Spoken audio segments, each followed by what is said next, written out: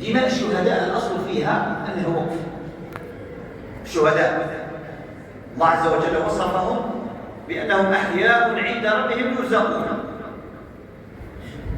وسيدنا محمد صلى الله عليه وسلم كان يعلي شأن الشهيد ويهتم بمن بعده من أبنائهم وزوجاتهم وأراملهم. فدماء الشهداء المسقية في هذه الأرض الأصل فيها أنها أوقفت هذه الجزائر، هذه الأرض.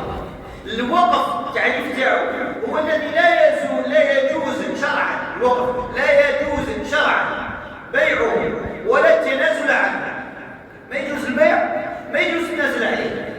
أرض الجزائر وقف عندنا جميعا وأمانة عندنا جميعا، ويكيدون لهذه الأرض، ولكن بإذن الله عز وجل كيدهم في نحورهم. أرادوها أن تركع ولن تركع، ولن تركع إن شاء الله ما دام في الجزائر أحرار أتقياء أصفياء لشبابها وشيبها ورجالها ونسائها، فإن غدا الجزائر بإذن الله عز وجل سيكون أفضل من يومها، وأن أمانة الشهداء لن تضيع، لأننا سنلتقي عند الله جميعا، وسنقف بين يدي الشهداء جميعا، وسنسأل جميعا.